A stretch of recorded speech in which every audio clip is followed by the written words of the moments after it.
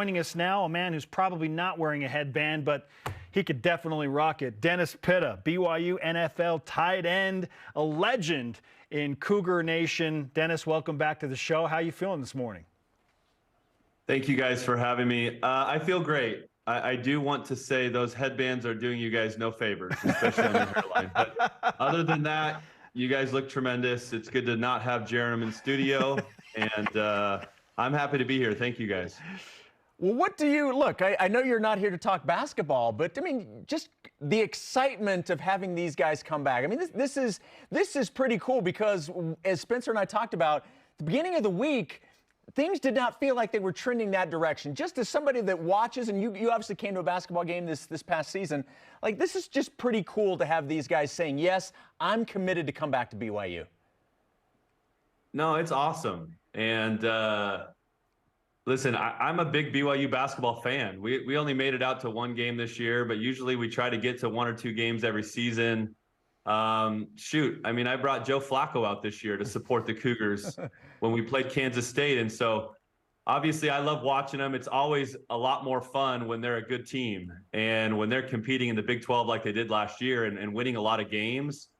It's awesome. And so I'm thrilled to have those guys back. Obviously, both Richie and Dallin are great players. And so they're going to continue to be big contributors next year. And hopefully we can continue this run in the Big 12 and continue to get better and better as a team. So, yeah, I'm excited. I mean, it's, you know, I enjoy basketball just as much as football. I probably play basketball a whole lot more than I play football these days. So I could talk basketball all day. Right on. Okay, well, we'll call a timeout on basketball for the moment, Dennis, and bear with us as we continue with this headband effort. And maybe effort's not the right word, but we're doing it for Richie and for BYU Hoops. The NFL draft got through round one last night. Took forever. I mean, it was crazy. 6 quarterbacks taken in the first 12 picks. This puts Kedon Slovis in an interesting situation because now, according to Mel Kiper, he's the 3rd best quarterback available. And there are still 6 rounds of the draft ahead. Wild. I did not think we would be here, but we'll get to Kingsley in a minute because I feel like he's going to go today. But like the quarterback situation has become the clear storyline. Do you think Kedon Slovis is now going to be drafted because of what happened in the first round? Yeah, I mean, before we get there, I would label it more of a headband disaster on your end than what you labeled it. An effort? But yes, yeah, effort was the word I think you used. Yeah, it doesn't quite reach that. Okay, fair enough. But it's interesting because, yeah, I mean, 6 quarterbacks in the first round, all of them within the top, 13 picks, I believe it was, maybe even more. It was 12, 6 in the first 12.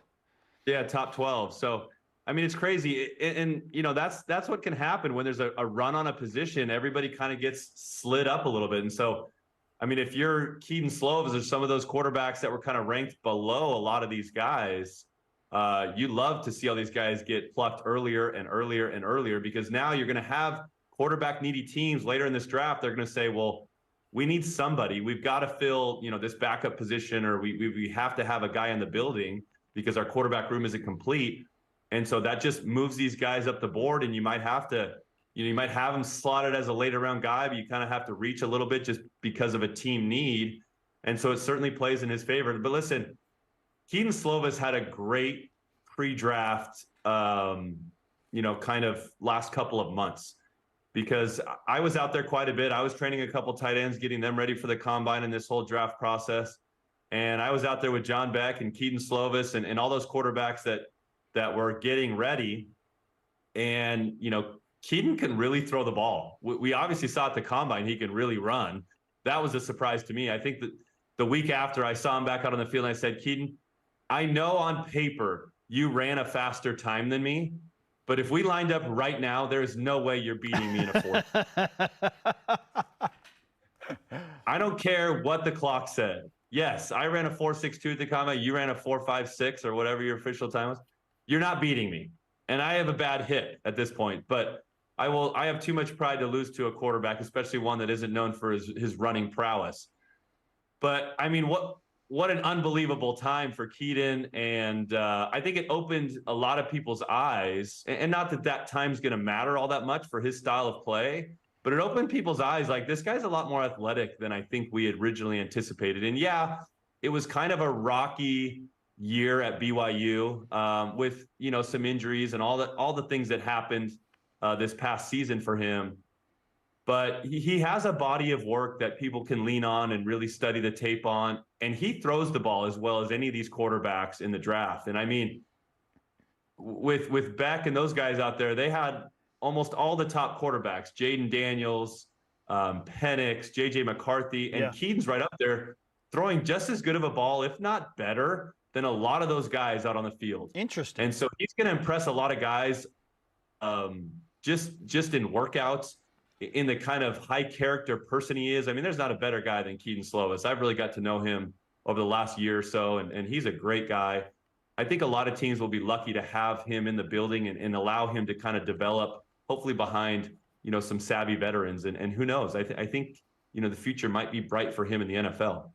Let's keep on the quarterback conversation, and I think it goes without saying that the biggest surprise or the biggest newsmaker came out of Atlanta with pick 8 when they took Michael Penix Jr. And on the surface, Dennis, the strategy, I understand. If there's a quarterback you like and you have an opportunity to get him, as important as quarterbacks are in the league, you go get him.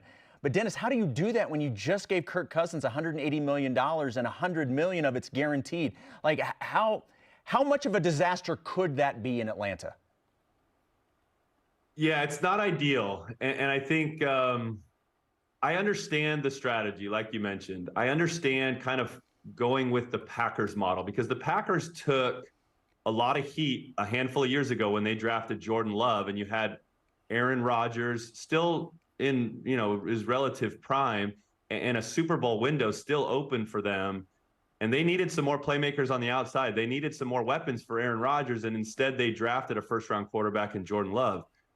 Now, the Packers have done this time and time again, and it's worked out for them time and time again. Jordan Love seems to be a franchise quarterback now, and a guy that, is going to usher in the new era of Packer football with Aaron Rodgers' departure. And so it's interesting, because I think that they saw that and they said, we're going to be smart here. And a lot of people are calling them, dumb for that move. But I actually think it's a smart move. Now, it's going to ruffle some feathers, certainly in the Kirk Cousins camp, and his agent has already come out and said, we were not aware of this. We didn't know there was going to be, a quarterback drafted until we were on the clock. We could have gotten a, weapon for Kurt and been able to win now. But I can appreciate teams that want to build something that's lasting. And Kirk Cousins is, 37, 36, somewhere in that range. He has a few more years left in the NFL before, he's going to be kindly ushered out of the league. But I think they're building something for the future. They have a lot of young talent still on that team, and their receiving core, their tight ends. I don't hate the pick. And a lot of people are, going to say, well, why would you do that? You just pay this guy $180 million. I mean, that's the going rate for a quarterback. Let's be completely honest. And sure, in hindsight, could you have said, well, maybe we bring in a guy like Joe Flacco and pay him, a fraction of that amount to be a bridge quarterback for this next guy? But I don't know if they knew that it would play out this way, and that, Penix would be available, or as they did their due diligence after free agency, after signing Kirk Cousins, they said, we really like this guy. If he's available when we're picking, we're going to take him, because we're building not only for now, but also going to plan for the future. I don't know. I just don't hate it as much as I think other people do. And I can appreciate the strategy and the long-term play behind it.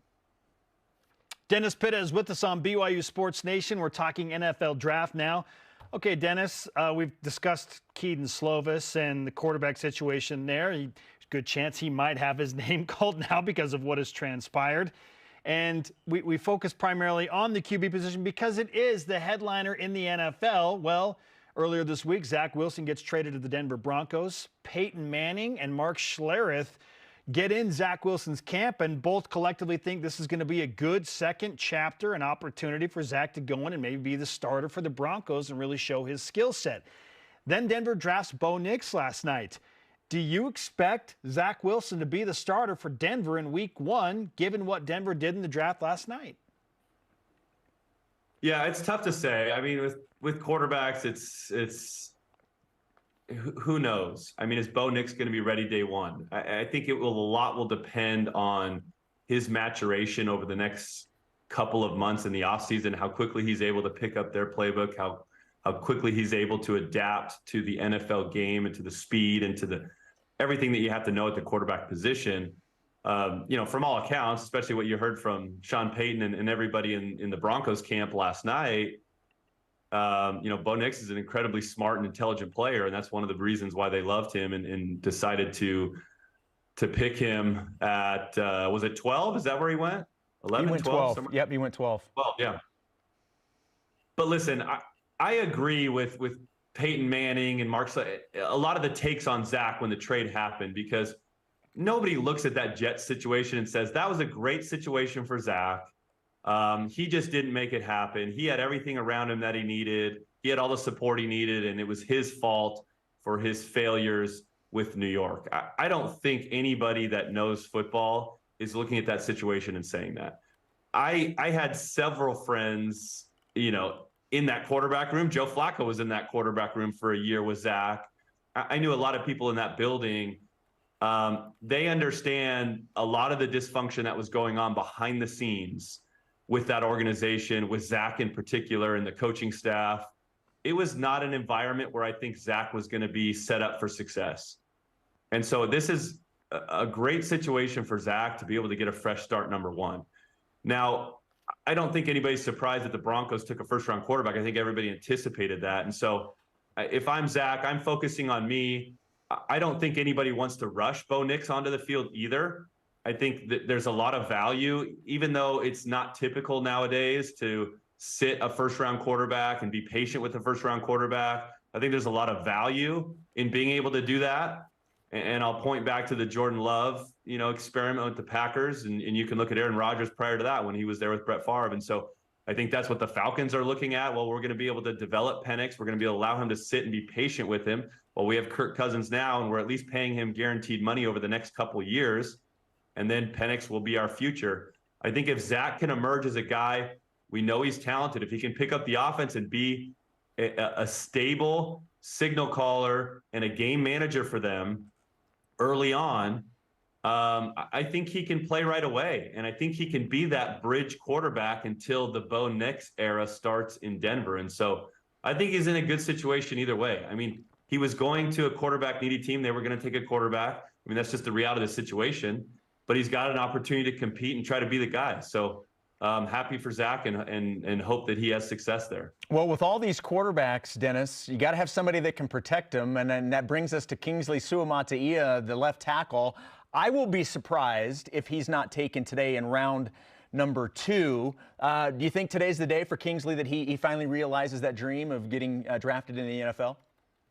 Yeah, I think so. Kingsley's a great player, and I think he's highly thought of in a lot of NFL teams and organizations. And so he's a guy I would expect his name to be called. Now, you never know in the draft, especially with this 3-day format. I mean, the Ravens just posted something a couple days ago about me and the draft, because when I was drafted, I was at the beginning of the 4th round, and it was the first year that we went to a 3-day format. And so I had to wait 3 full days to hear my name called in the 4th round, whereas, years prior, it was just a 2-day event. And so it was fun to kind of reminisce with that, but it's also tough to wait 3 full days. And so, hopefully Kingsley gets his name called tomorrow and doesn't have to wait all the way till Saturday. But he's a great player, and I know, he'll find a home somewhere, and hopefully it's in the 2nd or 3rd round. Dennis, the time always goes way too fast, my friend, even if you are just firing off bullets at us in our headbands. It's fine. We need you to join the headband disaster and bring some, I guess, an ability to actually pull it off. Yeah, to pull it off, okay? Yes. Yeah, I mean, I would be able to pull it off. I won't do it. You guys are not pulling it off. I think that's pretty clear to your audience. But time does fly. I mean, I think it's good that time's going fast. The quicker we can get those headbands off of your head, I think the better. But regardless, I can appreciate your guys' courage just to put those on and keep them on. Thank you. Regardless of what everybody's saying about you. So stay strong. I appreciate Thank you, Dennis. Okay, in reality, we need to talk soon because we got to talk Keanu Hill at tight end and BYU football and the quarterback situation for the Cougs. So let's talk again soon. All right, for sure. Thank you, guys. Appreciate the time. It's a